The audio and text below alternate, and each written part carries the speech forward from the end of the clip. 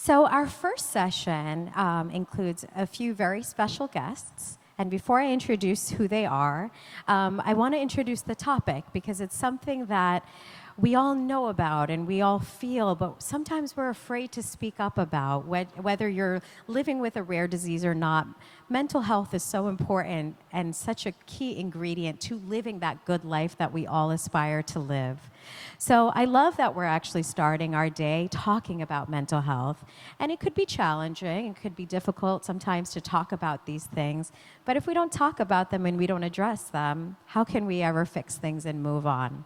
So our first session is about mental health. And oh my gosh, hold on. Sumaira, there's another Sumaira in the audience. She's actually, in our culture, she's like my cousin. Can you just raise your hand? So many times she's mistaken for me, and I think it's the biggest compliment. Good to see you. So anyway, we are going to start our day with talking about mental health and NMOSD with Christine Ha, who, as I mentioned, is an NMO patient and an advocate. She was also the first blind contestant on MasterChef, hosted by Gordon Ramsay, and she won MasterChef Season 3 and is now a very successful restaurateur, entrepreneur, and author, and a celebrity chef. So Christine, please join me on stage, and with her will be mother-daughter duo Ireland and Brooke.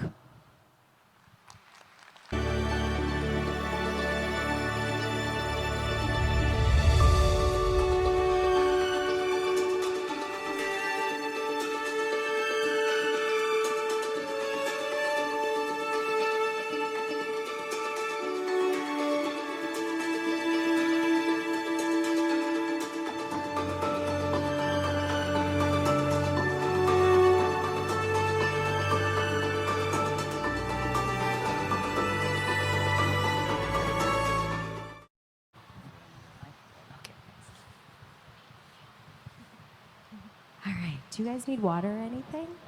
No? I have my water here. Okay, I'm getting great. over Okay. pneumonia, so I have to. Poor thing. Thank you. Okay, so Brooke, Ireland, and Christine are all going to share their personal insights about mental health and NMOSD. So I'd love to ask you all to introduce yourselves. We'll start with Christine. My name is Christine Ha. Sumaira already introduced me, but I am probably best known publicly as the blind cook that was on MasterChef Season 3. I won that one actually 11 years ago. I had already been diagnosed with NMOSD back then, but I was initially misdiagnosed in my early 20s with multiple sclerosis. And it was 4 years before I was correctly diagnosed with NMOSD. So I was on MS therapies for many years and they weren't working, and so I was getting worse, and eventually that's how I gradually lost my vision because I kept getting attacks and all of that throughout my 20s. So actually when I was correctly diagnosed with NMOSD, it was a huge relief that I finally felt like I could move forward and find the right therapies for myself. And then I'm blessed to say that since then, I've been attack-free since 2008. That's awesome. Thank you. That's wonderful, and I hope that streak continues for you, Christine. We're very happy to have you in New York with us. And Brooke. I'm Brooke Thomas. I'm a wife, a mother. I'm a creative director at my job, an artist, and my daughter. This is Ireland, my daughter. I'll introduce her too. She became ill when she was 6 years old. We didn't know what was happening, and it took about 2 years for her to finally be diagnosed. And it was a very difficult journey. But we're really grateful to be here and to get to share her story, my story as a caregiver. Thank you guys for having us. Thank you for being here. And I'm Ireland. I am my mom's daughter. And I've had NMOSD since I was 6 years old, so that's now 15 years. I've been here for the long haul, but definitely, yeah, I've grown up with it. I definitely have a different perspective because I don't think I've known a life without it. I haven't known much of a different life, so I've built with it. I like to think that I've been able to build well. Yeah. More than well. Yeah. even despite the circumstances, I think that, yeah, mental health is so important to this. I hope we have tissues at every table. Ireland always makes me cry. I think she's not giving herself enough credit. Ireland was a baby when this happened to her. And when I hear her story, when we've talked about it, I'm so moved by how wise beyond your years you are. And I think I shared this with you over the summer that sometimes it's great that you're so mature, of course, and it's helped you navigate life with a rare disease, but it makes me feel sad that you had to grow up so fast. Yeah. I mean, you grow. This is a disease that grows you, it shapes you, it changes you, but I don't think it has to be for the worse. Love that. So over the course of the next hour, you're going to hear from the ladies firsthand how they first navigated their NMOSD diagnosis, their symptoms, what does day-to-day life look like, what have they done to improve their quality of life while continuing to take care of their mental health. And for anyone who's living with NMOSD or MOGAD in the room or cares for someone living with these diseases, you know that the disease bleeds into all aspects of our life, our careers, our education, our interpersonal relationships, and just our day-to-day lives. Sometimes, unfortunately, these diseases require us to make huge sacrifices, part ways with dreams that we had held on to for so long, and pivot and figure out how do we navigate and sort of how do we live our lives to the best of our ability even with such grave diseases. So, okay, I think we've all found power in connecting with each other like today, and by realizing that we're not alone, there are others who can relate to what you're going through. That actually makes our journey a lot easier and stronger. So with that said, I'd love to play a video. This is Brooke's video. We have 2 large screens here so that we can learn a little bit about Brooke as a caregiver. And I'm going to...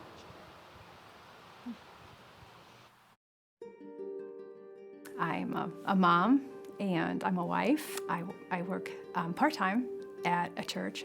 My husband, Eric, we've been married for 25 years and we have 1 daughter. Her name is Ireland. I remember when she was born, I was very excited to bring a baby into this world. At 6 years old, Ireland started to have something going on.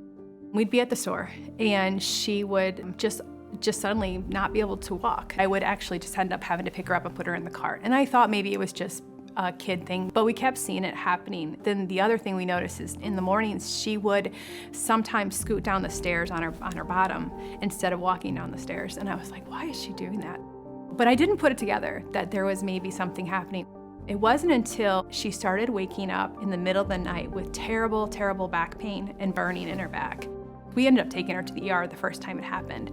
They sent us away. They thought it was something maybe GI related because it was such bad back pain followed by vomiting. We didn't get many answers. Probably about 6 months later, the same thing happened again. She would just cry and scream. It was as if somebody was stabbing her in the back. And there's nothing I could do about it. I took her to the ER again, but I just knew that there was something else going on, way worse than what they told us. Actually, at that time, I felt like maybe there was something on our file that said these guys are crazy, because I did end up going to another doctor, and before I even really had a chance to talk to him, he told me that I was being obsessive. And I was so just at that time so defeated because I couldn't get anywhere. I knew there was something wrong with my kid. I felt like they were looking in the wrong direction.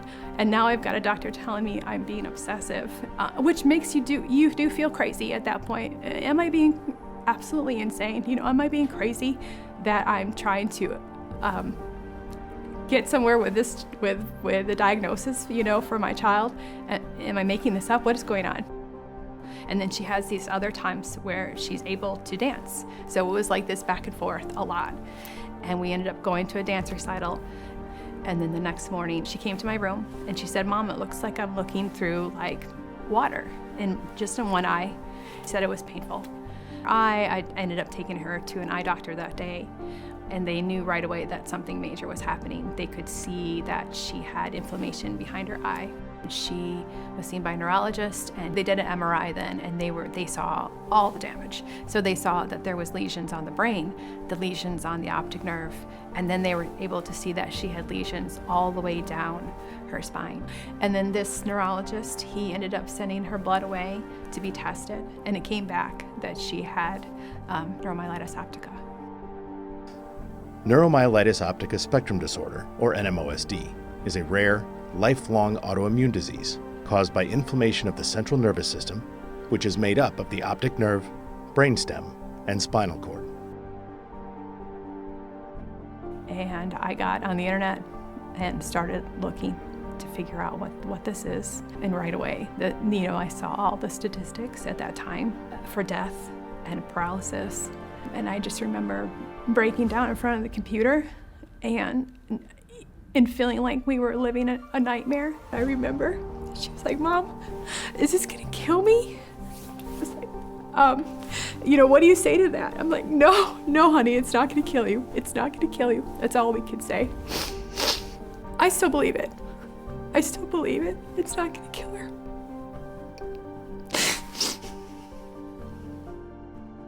Doctors began treatment on Ireland immediately to help manage her NMOSD symptoms and prevent further relapses. Once she started medication and stayed on it for a bit, she did become stable eventually. It really took maybe a year for us to start to trust that maybe things were going well. She still has issues, but it feels like we're headed in the right direction. The further away that we get from those flares, we just see amazing things happening. It feels pretty natural as a mother to be a caregiver when they're young and even as a teenager. Now it's a little harder, but I think it was pretty natural just because you're a mom, you're a caregiver, it's just part of the job. Overall, she's been doing great. She's had a lot more trauma and heartache than other people have experienced. And you can see that she's come such a long ways, and she's an incredible adult, an incredible human being, and kind and compassionate. And now she cares about others that has the same disease, and she wants to help others. The medications and the things that are available for people with NMO, even though you're given this diagnosis, and even though the internet may say all these awful things, have hope and believe, because we've seen really amazing things happen, and I'm so grateful for it. Hear more unstoppable stories and learn more at NMOSDWon'tStopMe.com.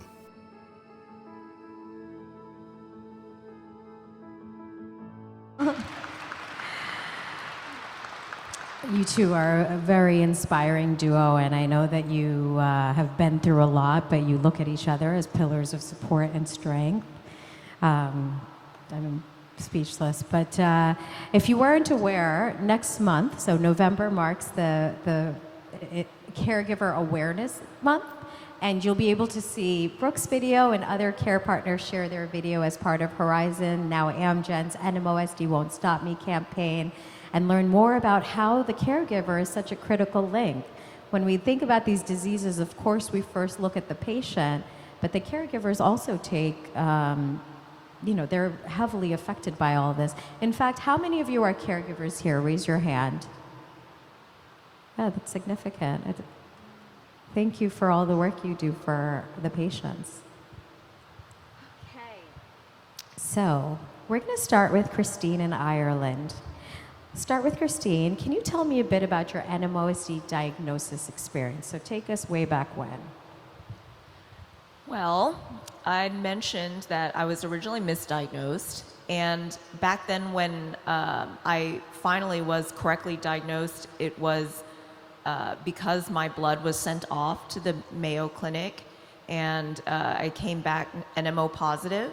For me, it was a relief because I'd been misdiagnosed, and I'm the type of person that would prefer to know the truth, even if it's bad news, than to not know, because I think not knowing was much more anxiety-inducing for myself. I felt like if I knew, at least I could start formulating a plan to move forward. So for me, when I was correctly diagnosed, I felt definite relief, but at the same time, back when I was diagnosed, this was in the mid 2000s, and NMO was and still is considered a rare disease, but it was called Devix back then. I searched the internet and I couldn't find any resources really. I think there might have been two. There was research done at UCSF, and then there was some research being done in the UK.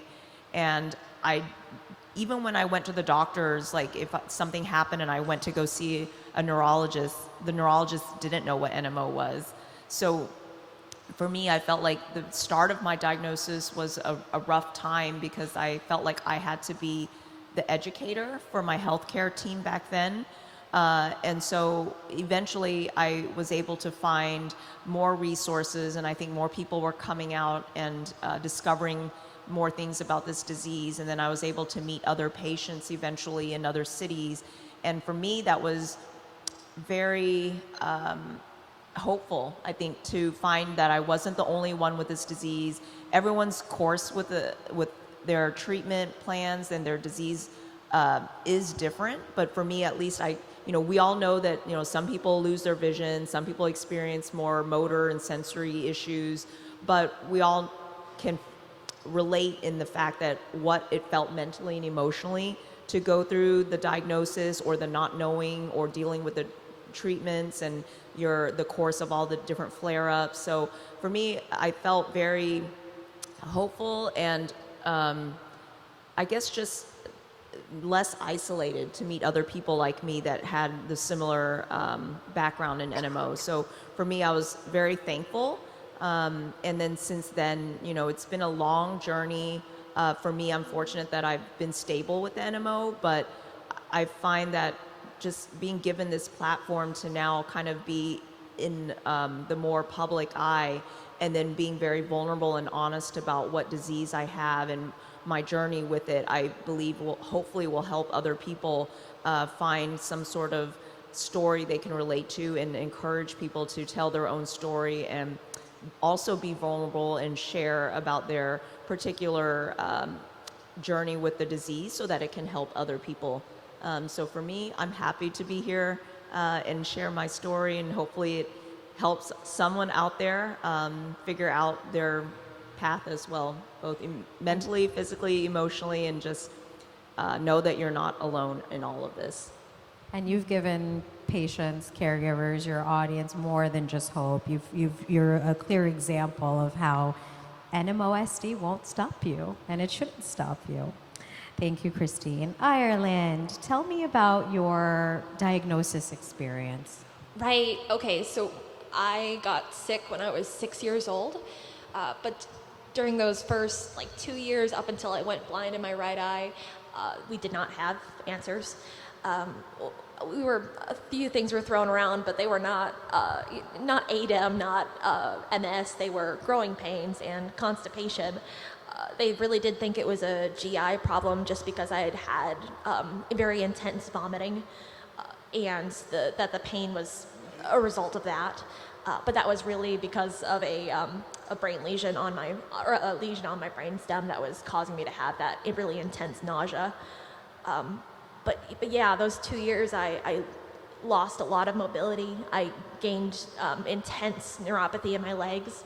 I no longer was able to walk for over 15 minutes. But every single time we'd go in, it was not, there was no answer. And doctors didn't know because they just didn't know. This is new. This is new developments in the medical field are always happening, and we had just missed it. We had just missed where that sweet spot was. So it was really just 2 years of being lost. And although I did go blind in my right eye, and that served as proof that I really was sick and something really was wrong, and that was the first moment that people really looked at it and was like, this is something that's not right. Going blind served as a blessing in that moment, because otherwise we were going to continue to be in this half state of grief where we couldn't ever put a name to it. We just were haunted by a nameless thing.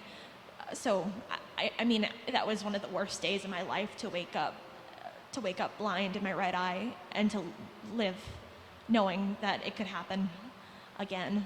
But it did serve as proof. So that was the moment, and then things started to come together. We were able to turn my blood work in. I was aquaporin 4 positive, and that was our solution.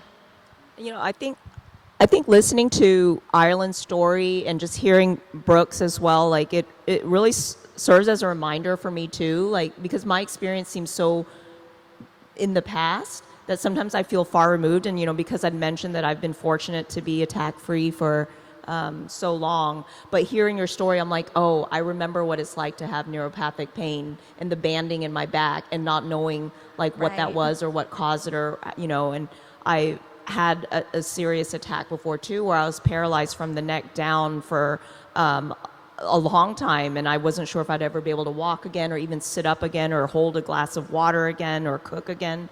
So, and obviously I've lost my vision. So I think hearing these things, it actually really humbles me and reminds me to remember that where I came from. But also I think it gives a lot of people hope that, you know, where I've been when I've been paralyzed from the neck down and lost my vision, I was not sure what the next step in life would be. I had to leave my career, you know, in the corporate world, and then try to figure out what my next move was. But lo and behold, my life held something very different for me and something beyond my imagination that I would think I would ever be where I am today. So it's really, in some ways, very nice to hear that, because it just makes me remember of the struggles and where I came from. So thank you so much for sharing that. Oh, of Ira. course, absolutely.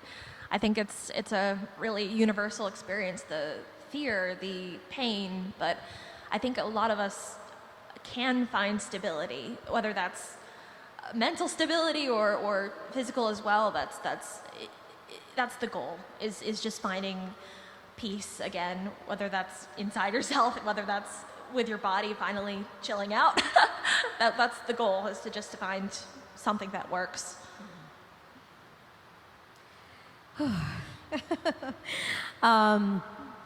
Ireland and Christine, when you think about the early days before a diagnosis, what do you recall as sort of the telltale symptoms that something was going on? What were they?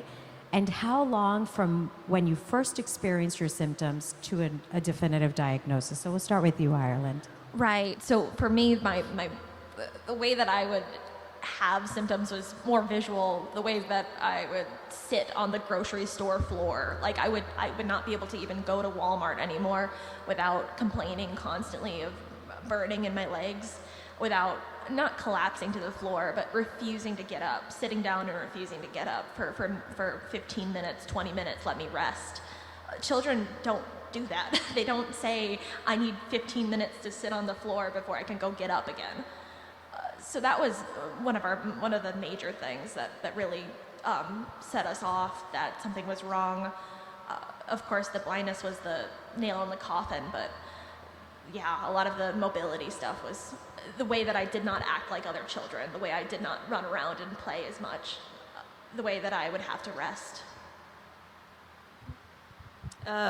For me, my first symptom was optic neuritis, or inflammation of the optic nerve, and I was a third-year student in college then in my undergraduate studies, and I remember thinking it was my contact lens. I thought it was just dirty, so because the vision in my left eye just started giving out one day, and so I cleaned the contact lens, popped it back in. That didn't help.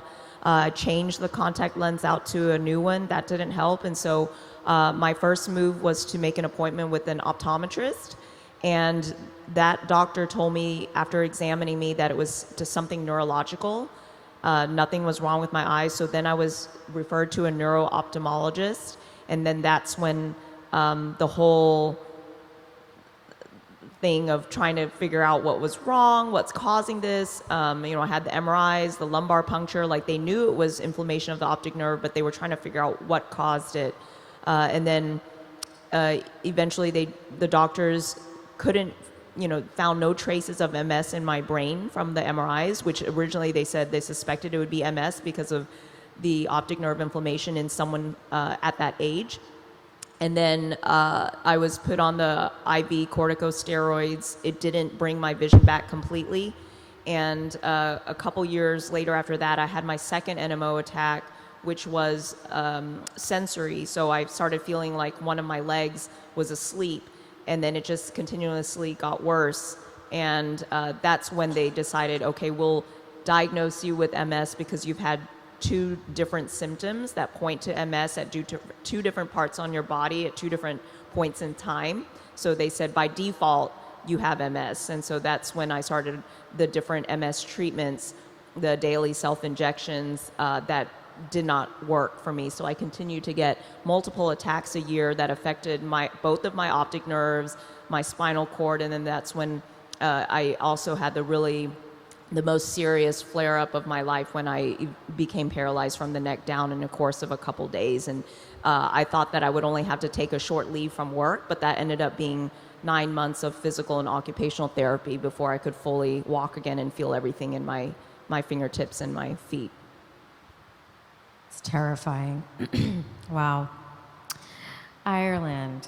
I think being a kid is already hard. You're just thrown into this world and figuring things out and trying to make friends, going to school, yada, yada, yada. But what was your childhood like having a rare disease? I mean, was it hard to relate to peers? I imagine so. Right.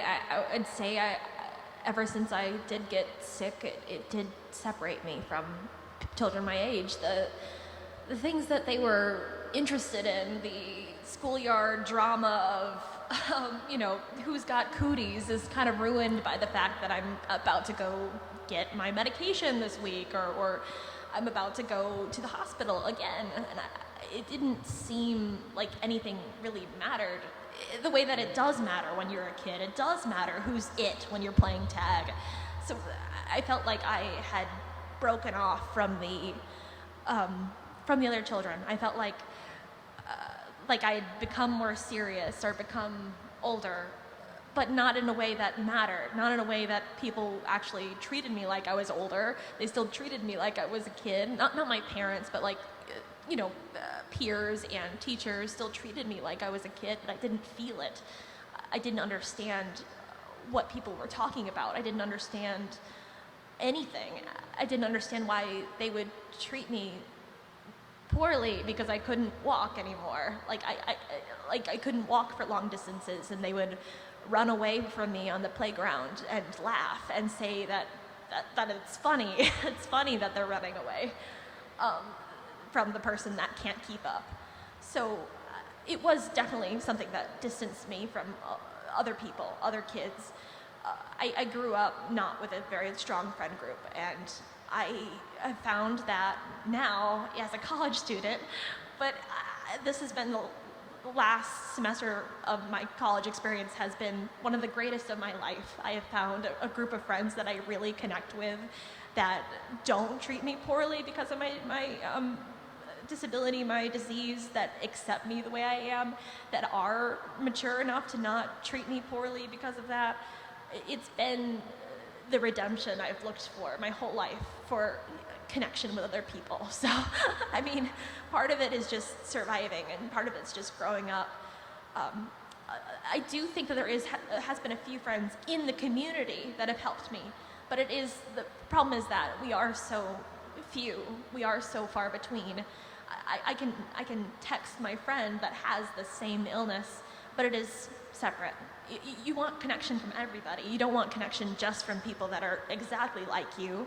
But I would say that the people that I have been able to connect with that were around my age, that had my same disability or a similar one, those people saved me in those moments. Those people were lights in the dark. Brooke, we got a preview of it from your video, but obviously, trying to find answers and a diagnosis for your child with this rare disease must have been one of the most nightmarish experiences of your life. And on top of that, you were being told you were crazy. You were a little bit gaslit, I would say. So can you just elaborate more on what it was like for you as a mother, as a woman, as a person, trying to help your daughter who couldn't really speak for herself? And what did it feel like when she finally got a diagnosis? For sure, it was a long journey.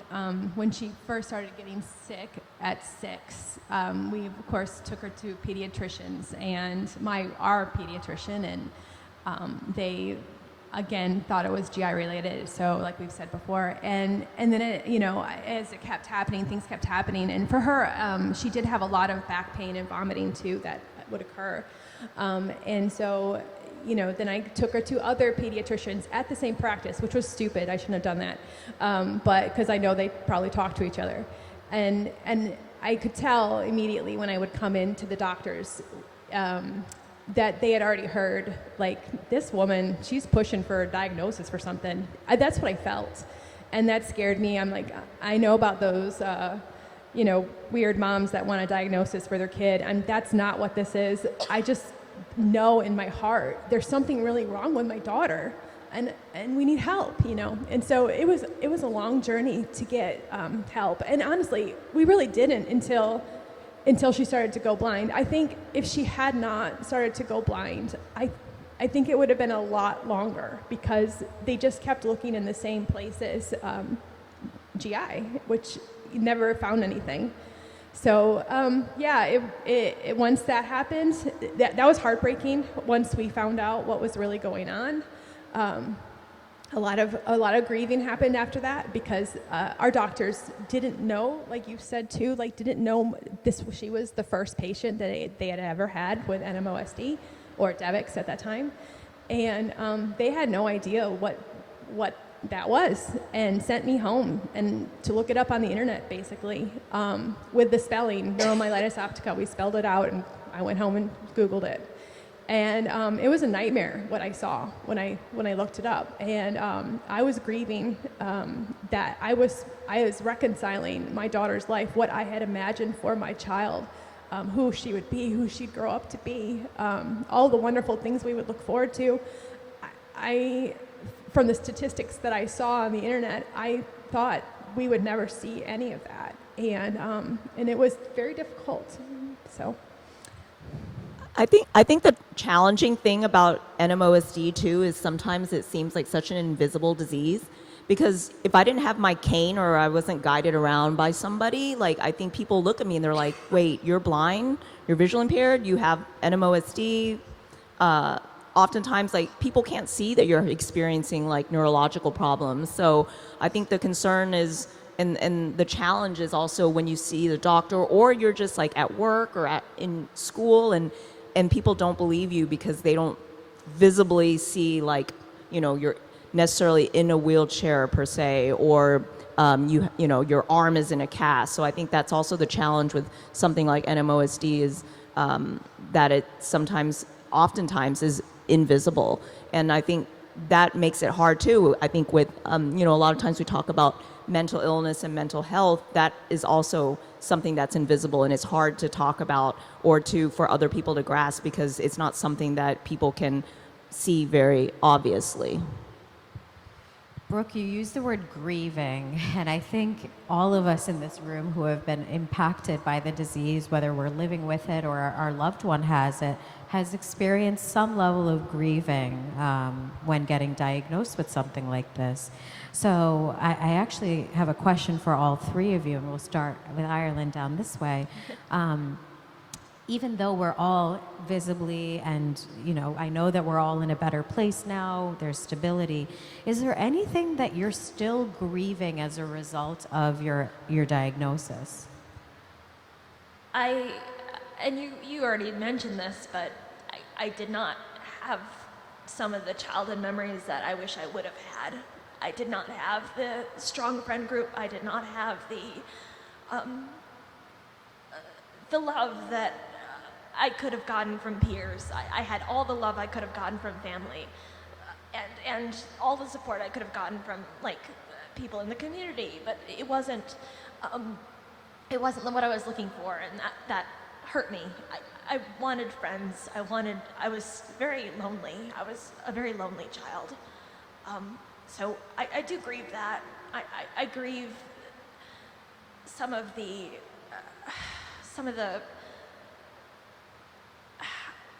I grieve the way that I have treated myself. I grieve that I have hated my body. I've hated who I am. I've gotten depressed. I've gotten to the lowest of lows.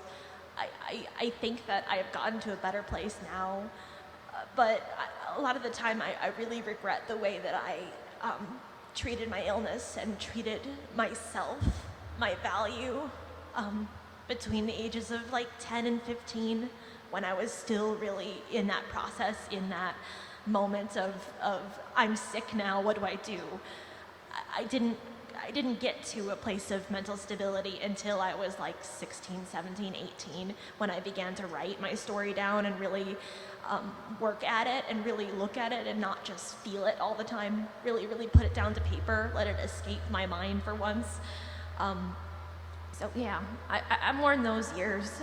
I wish that I would have spent those years differently rather than just crying. But I think that's part of the process. You have to have those sad moments so that you can have happy moments in the future. You have to get through the sorrow of it in order to let yourself feel the hope of a new beginning, a new journey for you to take. There is still so much hope for people that have this illness. There is still the possibility of a life. And for years I had told myself, once I get better, then I'll do stuff. But that's not what I ever should have done. I kept putting my life on hold. I'd said that once I reached this arbitrary point of better that seemed to always change as soon as I got to it, then I'd live. But I shouldn't have lived like that. I should have just said whatever I can do in that moment, in any moment, whatever I want to be doing, whatever I feel that I should be doing is what I should pursue, rather than putting my life on hold until finally something happens, until finally something clicks and I'm better. I might not get better, but that's not the end. That's not the end of you. You can be exactly as you are and still want things and still pursue things and still have dreams. And the good news for you is that you're 21. So in many ways, your life is just starting, and I already know you have a very, very, very bright future ahead of you. Brooke?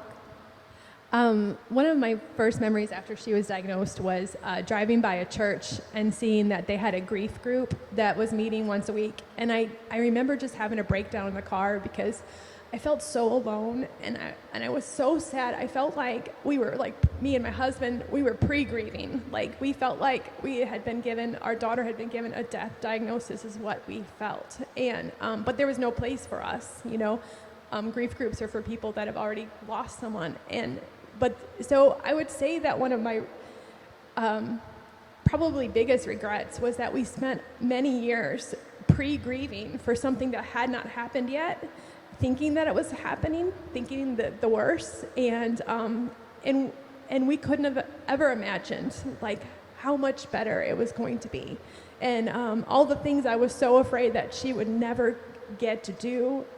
She's done all of those things, and she's really just been it's been very miraculous. So that's my biggest thing, was just I spent a lot of time being depressed and thinking the worst, and I regret that because the best happened. Well, Mom, you look like you're 21, so you have your whole life ahead of you too. Thank you for sharing. Christine? Oh, grief. I definitely have reached the acceptance stage now.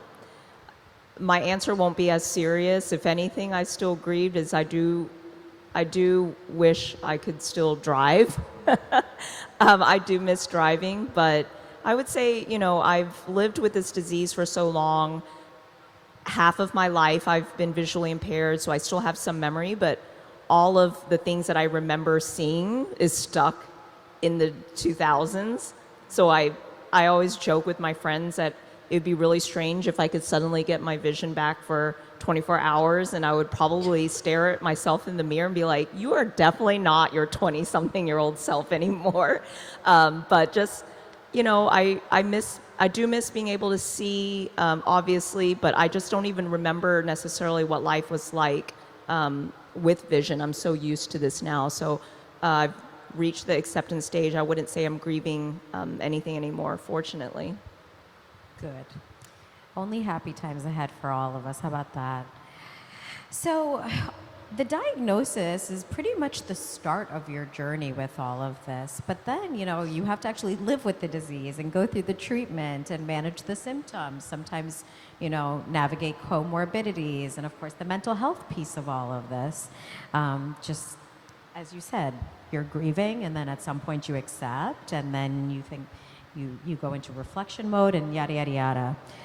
We'll start with Christine and then Ireland, but what are some of the challenges you've experienced as you continue to navigate symptoms and treatment, even amidst stability? Being someone who owns multiple businesses and doing, I feel like I do work a lot. I think managing my limitations and making that known to not only other people, but myself.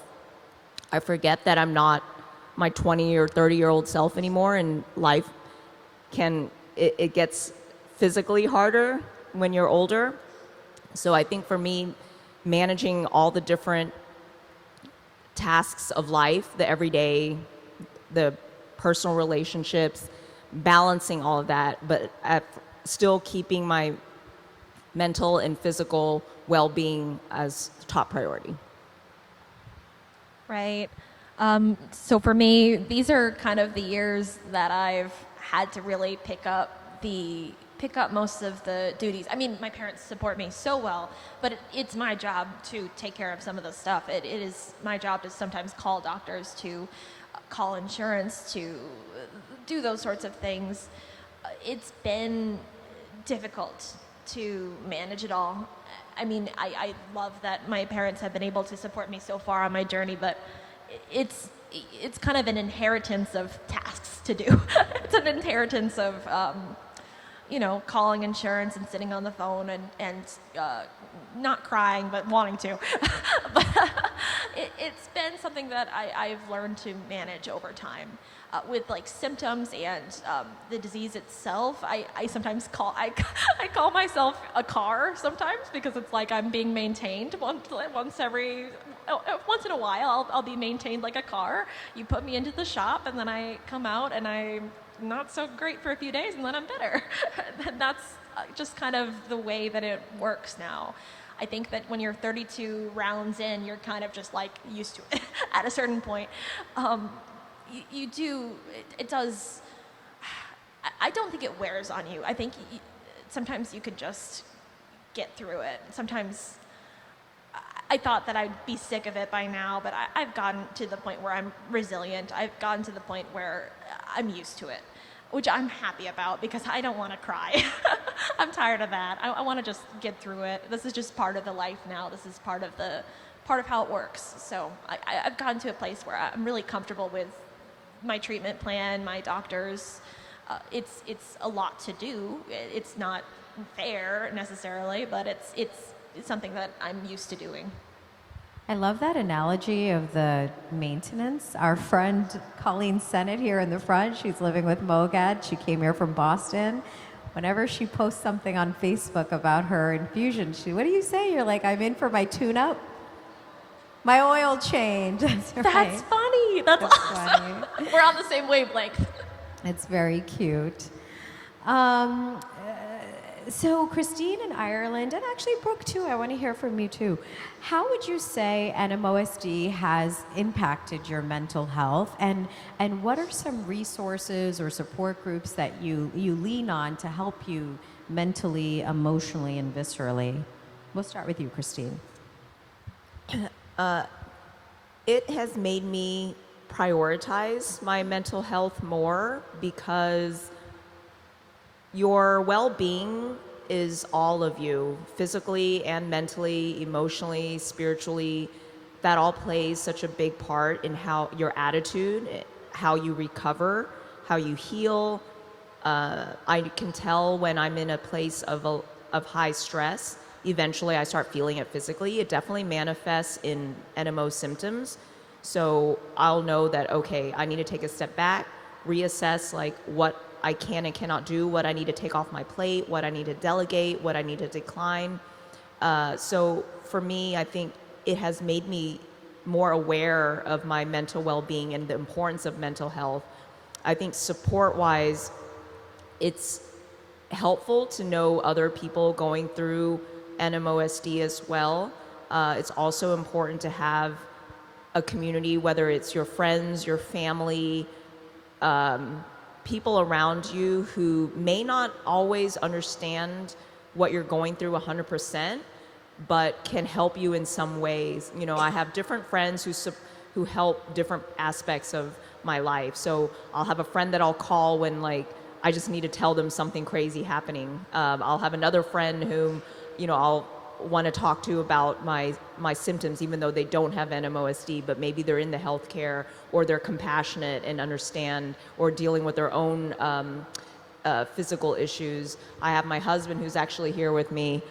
He's been my caregiver through all of this process. We met when I was, I had already been diagnosed, but it was before I'd lost my vision to this had my vision decreased to this level.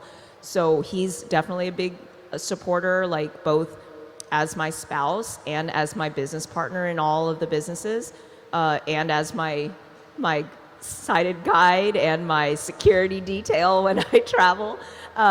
So he's, you know, my number one caregiver. So I think that support, you know, whomever you decide to put in your life, whether it's spiritual leaders, your family, your friends, other NMO patients, support groups, foundations like this, your healthcare team, when you surround yourself with the people that help lift you up, that's, I think, the most important thing for your physical and mental well-being. That's a great answer. Brooke?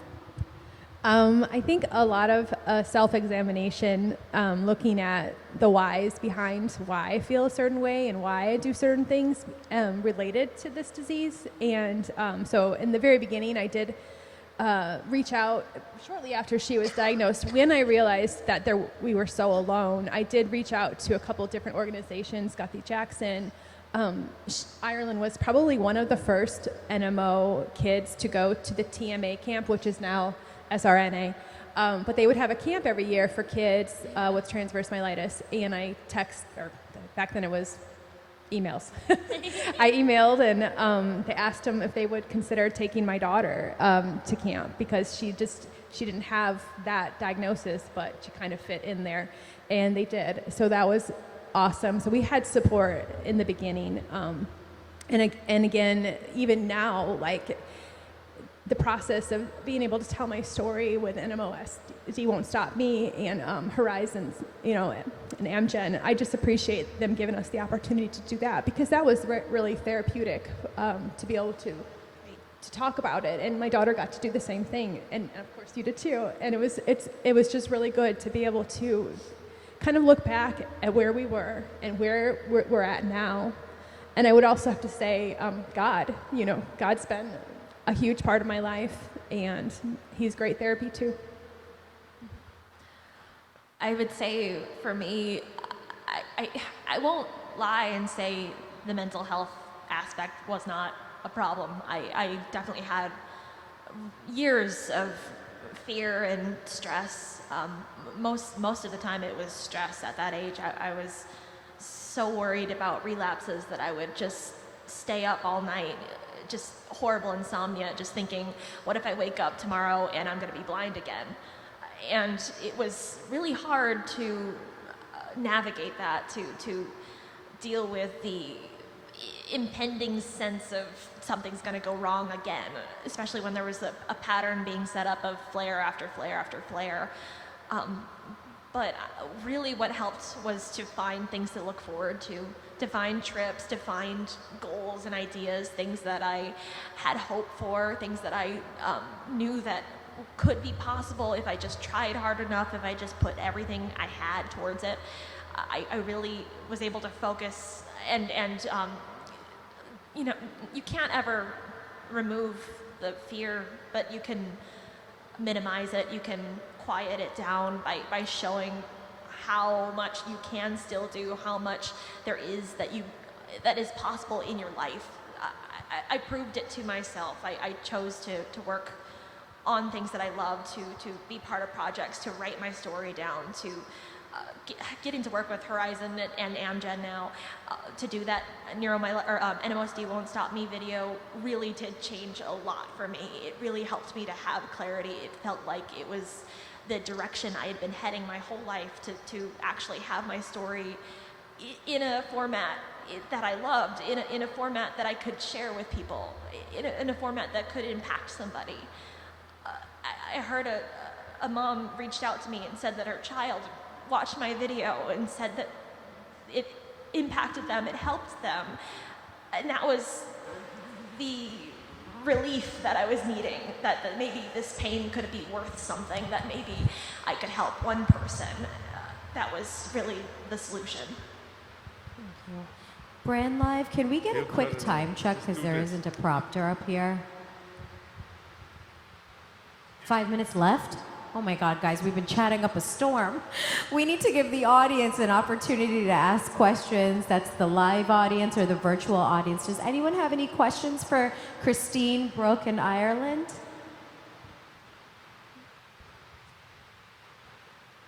Anyone? Any virtual questions? Hi. Okay, we need a mic.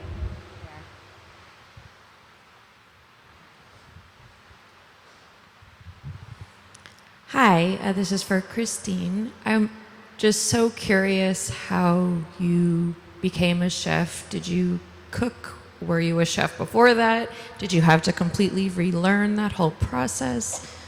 Sure. I actually wasn't interested in cooking at all till I went to college. And then it was initially out of necessity because I moved out of the dorms after my first year and I was in an apartment and I was like, well, I guess I got to feed myself. So I decided to teach myself how to cook, and I actually lost my mom when I was younger, and I missed the Vietnamese foods that she would cook for our family while I was growing up. So I taught myself, completely self-taught. I don't think I've ever taken a cooking class in my life, but I really enjoyed it, and I realized there was something about being able to cook for other people and serve other people that made me love cooking more and more. And it was simultaneously at this time that I started losing my vision, so every time my vision would decrease more, I would be having to teach myself to start over, how to use a knife again with less and less sight. And then my whole culinary career just kind of launched because I decided to audition for MasterChef at the encouragement of my husband, John, and my friends. And they said, your story as someone who's visually impaired really needs to be seen by the nation, that, you know, you, even though in spite of your challenge, you can still cook great food. And so I just went off on the show thinking, I was in grad school for creative writing, and I thought, I'm just going to go and have a funny essay to write about Gordon Ramsay, not thinking I would get as far as I did. So I really went for school purposes. And then I kept at it and winning challenges, and then winning that show changed the trajectory of my career and gave me a lot of opportunities in the food and beverage field. What's your favorite meal to make and meal to eat? My favorite meal to make, oh, well, I will say we were just talking about this. Thanksgiving is my favorite holiday. So we do the entire meal. So John and I, we deep fry a Cajun style turkey. And then I do all the sides as well. So kind of your classic sides, like your stuffing with sausage. I always do a broccoli rice casserole because that's always requested. Some kind of a corn dish. This year I'm going to do corn pudding, whipped potatoes. So Thanksgiving meal, I would say, is my favorite to cook, and it's my favorite holiday. So that's coming up. So I'm excited. Every time I talk to you, I get hungry. We do have lunch coming up soon, so that's good. Actually, Ireland, when was the first time you saw Christine Ha? So I watched MasterChef season 3 because it was the first person that had my same illness on television, which was really cool because we do not have that much representation in media. So being able to be a kid and see, oh my gosh, this person that has this same illness as me is doing this amazing work and doing it based on their own merit rather than, you know, it really was because you're an awesome chef, not just because, you know, because you're sick or something like that. They really gave you, you were fair, you were equal competitors. So I just think that's really cool, and it really inspired me to work to build things on my own merit, to do things that, not just because I'm sick, but because I can also do things. I can also do things. I felt really inspired walking away from that, and it really did help in that moment, especially when I was that young, to see someone who had my same thing. And now years later, you're on a stage with her in New York City. That's I know. kind of wild. I think that's amazing. I do love it. It's my favorite. Life can be beautiful like that sometimes. Well, I think we have time for one more question. Yeah, Jill? We have some questions from the virtual audience. Okay, fire them away. One comment and then question. Someone said, Christine Ha, you've been and were the beacon of hope for them when they were first diagnosed. They saw you on MasterChef, and from that they knew that they could be okay, they'll make it, and they're grateful for you for that. So they wanted to share that. And then they asked, have you ever found that your disability or people knowing about it limit your career and ability to grow in it or other careers? So could someone repeat that? It Couldn't was a hear little that hard either. for me to hear. A little louder. Louder. Have you ever found your disability or people knowing about it limit your career and ability to grow in it or other careers? I think yes, in some ways, because I think people still think that I'm very limited by certain things, or they don't take me seriously. So that's tough, but I think for me, it's just, I want to always be my authentic self. Like, people are always like, you know, how are you here in New York? Like, aren't you cooking in your kitchen? I'm like, no, I have now a staff that I've taught them all my recipes and how to cook my dishes. So they're running the restaurants while I'm here on this stage. But then people are like, well, are you really visually impaired? Like, how much can you see? Like, can you really cook this? So it's always like trying to educate the public or other people. I think where, you know, the true might be honest about my limitations, but also say like, no, I am very capable of using a knife, because I remember when I first auditioned for MasterChef, there were other contestants that were like, are you just going to stand on the side and tell your sighted guide on how to cook the dish, and then you just tell them like, you know, how much salt? And I'm like, no, I'm going to cook it myself. Like, just because you're visually impaired doesn't mean you know how to not know how to work a knife or feel things or use your other senses to cook. So for me, I would say in some ways it's limiting, because society, I think, places more of a handicap on us than us ourselves, and then sometimes that manifests in us not believing in ourselves and our own capabilities, and I think that's a very dangerous, slippery slope. But I would say I think I've hopefully proven to a lot of people that I am very capable as an independent person in spite of my challenges or my disease. More than capable. On that note, please. Oh, do we have one more question? Okay, sorry. A live question. Hi, good morning. This question is for both Christine and Ireland. You both stated that you've had some periods of paralyzation, and I'd like to know how long did you stay in that state before you began moving about? Mine was not the full body kind or the partial paralysis like that. It was paralysis of the bowels and bladder and paralysis of my arm, like the beginning stages. But we were able to catch it relatively quickly since I had the diagnosis at that point. So I think we were able to get most of it done within like 3 to 5 days afterward. Yeah. What would you say? I still do have issues with my bowels and bladder, but it is a lot better than, of course, than what it was. I had the very serious attack where, I mean, I had lesions all down my spine, which caused the paralysis. I know that it was about 3 days from like being able to just be mobile like this to suddenly 3 days later not being able to sit up by myself, not being able to stand, so completely paralyzed from the neck down. It started off as actually my bladder not releasing. So I just naturally I thought, well, if I keep drinking water, I'll eventually go. And that was a mistake because my bladder was so full and I still could not relieve myself. My doctor was like, you needed to go to the ER right now because it was in the middle of the night. And I went and they pulled out, I believe, 1,200 milliliters of urine from my bladder.